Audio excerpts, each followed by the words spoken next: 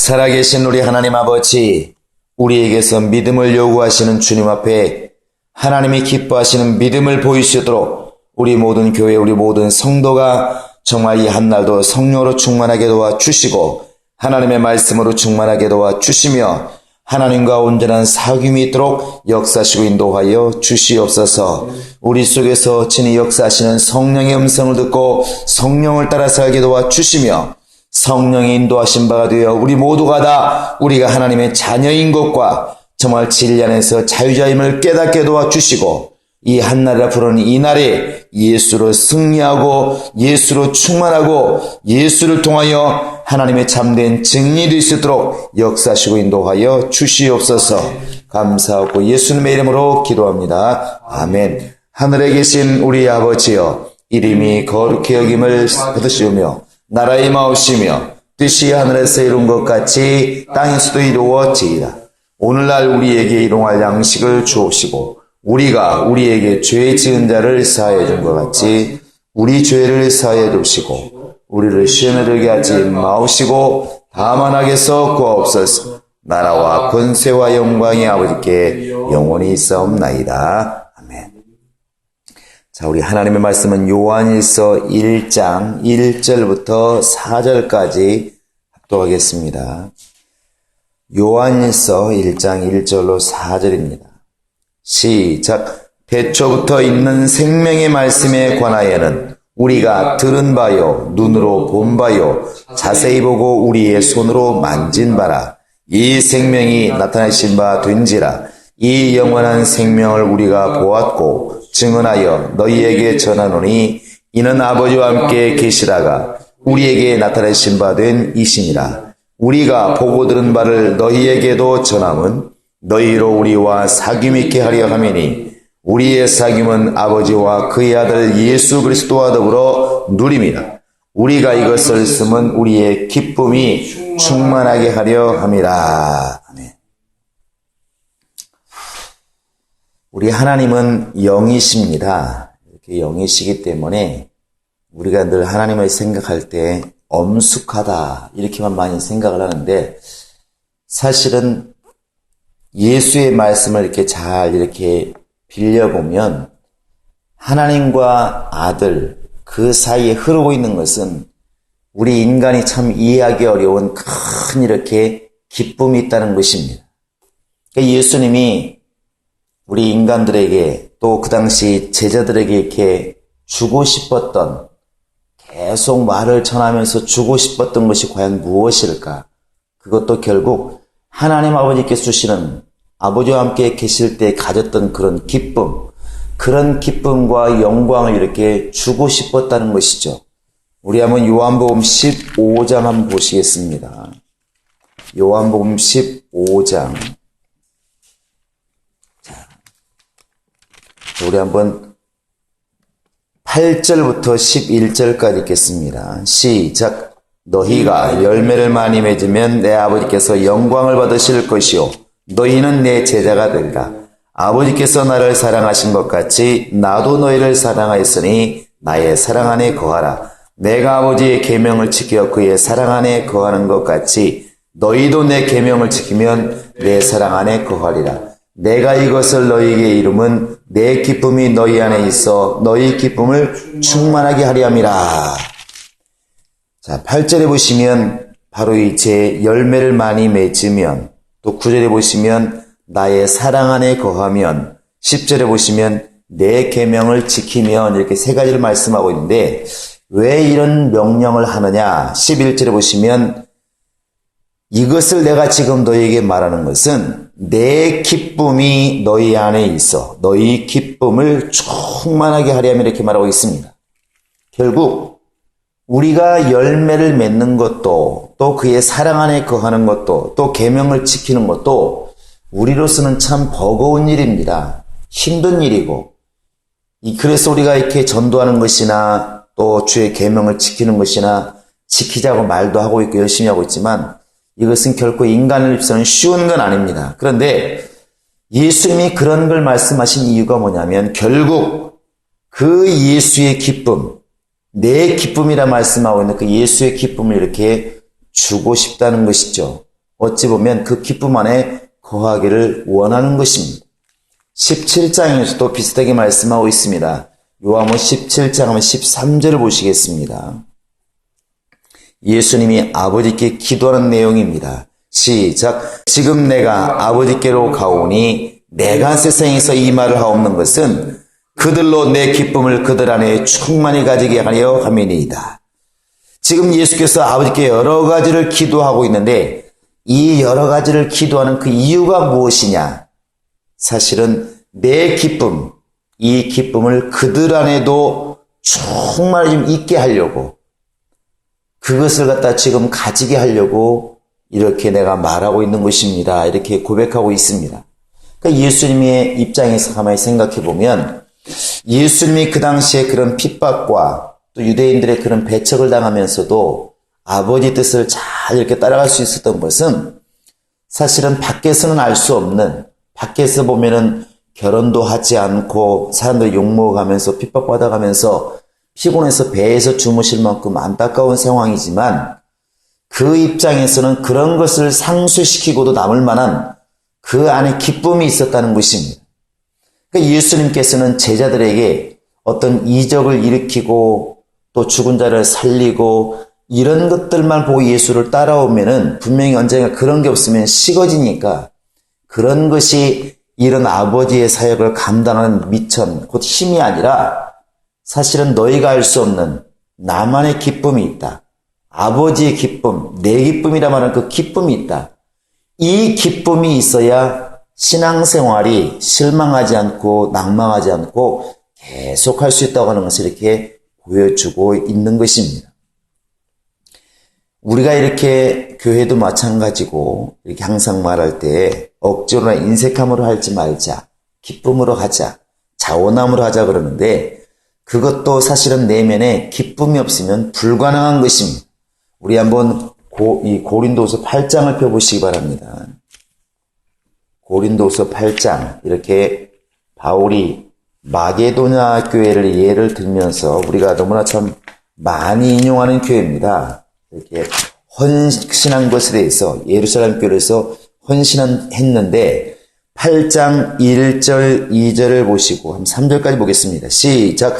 형제들아, 하나님께서 마게도냐 교회들에게 주신 은혜를 우리가 너희에게 알리노니 환난의 많은 시련 가운데서 그들의 넘치는 기쁨과 극심한 가난이 그들의 풍성한 연보를 넘치도록 하게 하였느니라. 내가 증언하노니 그들이 힘대로 할 뿐 아니라 힘에 지나도록 자원하여, 이렇게 되어 있습니다. 이 마게도냐 교회가 굉장히 이렇게 헌금을 풍성하게 해서 나중에 보면 이제 다른 예루살렘 교회를 돕고 했는데 그들이 정말 주변의 사람들보다 잘 살아서 부자여서 그랬을까? 여기 보면 그렇게 나와 있지 않습니다. 2절에 보시면 바로 환난의 많은 시련 가운데 기되어 있습니다. 굉장히 환난을 많이 겪고 있었다는 걸 알 수가 있고 그들의 넘치는 기쁨, 극심한 가난, 이렇게 되어 있습니다. 이런 환경이 되면 사실 우리가 극심한 가난 이렇게 되어 있는데 여기에다 그 정도로 썼을 정도면 뭐 엄청 가난했다는 얘기죠. 서울로 말하면 강남교회가 아니라 봉천동이라든지 정말 이렇게 어려운 동네 사람들인데도 불구하고 극심한 가난, 넘치는 기쁨, 결국 기쁨과 가난이라고 하는 참 이해하기 어려운 이 조화 속에서 그들은 바울이 감동될 만큼 그렇게 많은 나라들을 돌아다니고 많은 것을 아는 사람이 감동할 정도면 굉장한 믿음이죠. 이렇게 헌신할 수 있었던 그 힘이 어디서 오느냐? 결국 넘치는 기쁨이 내 속에 있었다는 것입니다. 마게도냐 교인들은 적어도 너무나 가난한 중에서도 헌금하면서 그들은 괴로워서 하는 것이 아니라 즐거움과 자원함으로 할 정도로 뒤에 보면 다른 교회들이 정말 부끄러움을 당할 정도로 기쁨이 충만했다는 것입니다. 이 기쁨 때문에 사실은 즐거움과 자원함이 이렇게 나오는 것입니다. 오늘 이렇게 우리가 본문에 돌아가 보면 4절에 보시면 아까 우리가 요한복음 15장 11절에서 읽었던 말씀과 비슷한 구절이 있죠. 보면 우리가 이것을 쓰면 우리의 기쁨을 충만히 가지게 하렵니다. 예수님께서 요한복음 17장 11절에서 기도하시던 그 내용, 내가 이것을 말하는 것은 내 기쁨을 저들에게도 좀 충만히 가지게 하려고 그러는 것입니다. 왜 내가 열매를 맺으라 하고 사랑 안에 거하라고 계명 안에 거하라고 이렇게 말하는 거냐? 결국 내 기쁨이 너희 안에도 있길 내가 원해서 이렇게 명령하는 것이다. 지금 이 사도 요한도 이 요한일서를 쓰면서 쓰는 이유가 무엇이냐? 바로 내가 가졌던 그 기쁨, 결국 이것을 보면 예수님이 가지고 있던 그 기쁨을 이 사도 요한이 이어받다면서 금방 할 수 있습니다. 더더군다나 이 요한일서를 쓸 때에는 거의 AD 90년 이렇게 보통 학자들이 얘기를 하는데, 그때면은 예수님이 이 땅을 떠나신 지 이미 한 60년 지났을 때입니다. 그러면 사람이 벌써 6년만 지나도 기억이 가물가물한데 60년 동안, 더더군다나 지금처럼 평화로운 시대가 아니라 그 도미티안 박해라든지 엄청난 박해가 이렇게 예루살렘이 70년이 완전히 망했을 정도니까 그런 많은 환난과 핍박과 야고보가 순교당하는 것을 보면서 핍박을 피해서 이렇게 에베소까지 와 있는 이런 정말 사도 요한의 입장에서 얼마나 지칠만도 한데, 그것도 1년도 아니고 6개월도 아니고 6년도 아니고 한 60년 동안 그런 생활, 더더군다나 요한복음 19장 26절을 보시면 그 11제자 다 도망간 상황에서 십자가 밑에서 그 여인들과 함께 마지막까지 예수님의 임종을 지킨 것이 바로 이제 사도 요한입니다. 거기 따라간 그 덕분에 모든 제자는 도망가버리고 자기만 남아있어서 십자가에 죽으시는 그 예수님의 죽음을 이렇게 지켜본 그 덕분에 사실은 예수를 낳은 그 마리아를 갖다 평생 동안 모셔야 되는 이런 이제 짐을 떠안게 되죠. 봐라, 네 어머니다. 마리아에겐 바로 아들이니이다. 그때부터 성경은 뭐라고 나와 있습니까? 이날부터 바로 사도 요한이 마리아를 모십니다. 이렇게 되어 있습니다. 예수의 어머니를 모십니다. 계속해서 이 에베소 올 때까지도 모셨다고 그렇죠. 지금도 에베소에 가면은 마리아의 집이 있다고 그러는데, 어찌되었든 환경적으로 너무나 핍박받는 시대, 또 육신적으로는 정말 이렇게 자기 친어머니도 아닌 그 예수를 낳은 마리아를 평생 동안 모셔야 되는 그런 상황, 얼마나 힘들었을까. 그럼에도 불구하고 이렇게 거의 노년에 이제 거의 100살까지 살았다고 그런 거 보면 이제 이 뒤에 얼마 뒤에 순교를 당하게 되는, 죽게 되는데, 자기와 함께 있던 모든 제자는 죽은 상황이고 지금도 순교를 당해서 막 죽어나가는 그런 상황 속에서 어떻게 이렇게 마지막까지 복음이 충만한 이런 글을 쓸 수가 있을까? 이런 정말 노년에, 지금 우리가 인간 나이로도 60, 90 정도 먹으면 거의 아무것도 못할 정도인데 어떻게 그런 상황에서도 이렇게 힘이 넘치는 글들을 쓰고 믿음이 넘치는 글들을 쓸 수가 있었을까? 그 힘이 어디에 있느냐? 바로 4절에 보시면 우리의 기쁨이라 말하고 있는, 예수님께서 내 기쁨이라 말하고 있는 그 기쁨이 그 안에 있어서 일했다고 하는 것을 알 수가 있습니다. 바로 이제 1절부터 2절을 이렇게 쓴 것을 보면은 사도 요한이 예수님을 믿은 다음부터 얼마나 철저하게 예수를 제대로 알았는가를 분명히 알 수 있습니다. 우리가 요한복음을 쭉 읽어보면 참 영적으로도 굉장히 깊은 말씀이지 않습니까? 그래서 사복음서가 있지만 요한복음을 제4복음서라. 다른 건 공관복음, 같은 사건을 같이 기록했지만 요한복음은 다른 각도에서 기록한 것입니다. 영적으로 많이 기록을 하고 있는데 그 정도로 사도 요한이 영적으로 충만했다는 것이죠. 깨어있었다는 것입니다. 더더군다나 예수님이 부활해서 승천하신 다음에 몇십 년 동안 얼마나 많은 것을 연구하고 보았겠습니까? 꿈과 듣기도 했을 테고, 그런데 그러한 것을 이렇게 지키면서 구약을 계속 비교해가면서 느낀 게 뭐냐면 바로 1절입니다. 태초부터 있는 생명의 말씀에 관하여는 우리가 들은 바요, 눈으로 본 바요, 자세히 보고 우리의 손으로 만진 바라. 요한복음 1장 1절에서는 태초에 말씀이 계시니라 그래서 이렇게 그 말씀 존재에 대해서 이렇게 기록을 하고 있는데, 요한복음이 그 태초에 있는 말씀의 존재를 기록했다면 이 요한일서에서는 그 존재가 우리에게 나타나게 되었고 우리는 그 말씀을 실제로 말씀이 육신이 되어 이 땅에 오신 예수 그리스도를 만지고 그의 음성을 들었고 그를 친히 보았고 그의 증거를 가지고 있다. 이게 이것을 지금 말하고 있는 것입니다. 쉽게 말하면 사도 요한이 내가 바로 그 일의 증인이라는 것이죠. 사도행전에 계속 나와 있는 것처럼 너희는 예수를 죽였지만 예수는 부활하셨고 하나님이 그를 살리셔서 부활하셨다. 이 일에 우리는 증인이다. 증인이다. 계속 그 말하고 있는데 역시 여기도 내가 바로 그 일의 증인이라는 것이죠. 그 말씀에 관하여는 우리가 들은 바요, 눈으로 본 바요, 자세히 보고 우리의 손으로 만진 바라. 3절에 보시면 우리가 보고 들은 바를 너희에게도 전함은 이렇게 되어 있습니다. 결국 예수의 증인은 본 게 있어야 되고 들은 게 있어야 되고 만지야 있어야 되는 것인데 곧 체험이 있어야 되는 것인데 설사 이런 것이 있다 할지라도 내면의 기쁨이 없으면 절대로 예수의 참된 증인은 안 되는 것 같습니다. 그건 일을 시켜보면 알 수가 있고 또 내가 일을 해보면 알 수 있는 것 같습니다. 억지로 끌려가서 전도하는 사람과 정말 속에서 불덩이가 일어나서 감동이 되어서 전도하는 사람.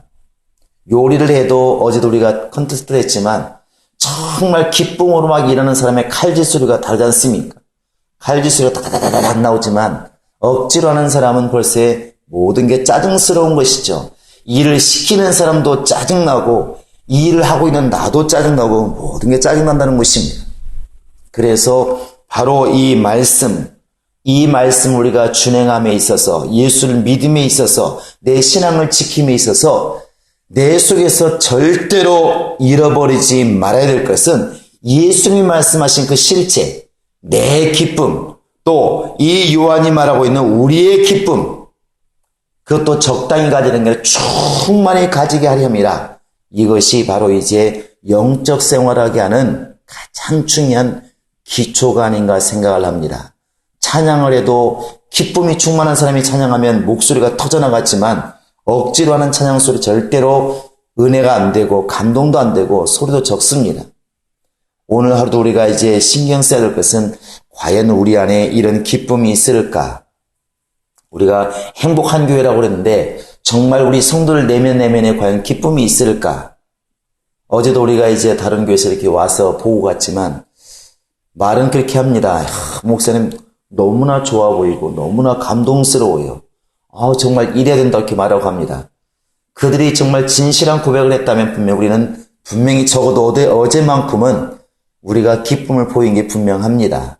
어찌되었든 이 지금 사도 요한일서를 통하여 우리에게 주시고자 하는 그것, 우리의 기쁨, 예수님이 그렇게 아버지 앞에서 우리에게 주고 싶었던 그 예수의 내 기쁨, 이 기쁨이 우리 안에 있다면 우리는 어떤 환난과 고난과 설사 가난이 있을지라도 평생 동안 예수님의 제자들처럼 또 예수님처럼 신앙생활 승리할 수가 있을 것입니다. 이 예수의 기쁨이 이 한날도 우리 안에 충만하기를 예수의 이름으로 축원합니다. 우리 이 시간 다 같이 기도하시겠습니다. 기도할 때 하나님 정말 이 예수께서 말씀하시는 내 기쁨이 십자가에서 죽으시면서까지라도 정말 놓지 않을 수 있는 그 기쁨이 또 요한이 그렇게 몇십 년 동안 환난을 당하면서도 그렇게 끊임없이 사역할 수 있었던 그 힘, 그 기쁨이 바로 오늘 또 내 안에 있게 도와주시고 우리 교회 안에 충만케 하소서. 이 시간 나같이 우리 기도하시겠습니다.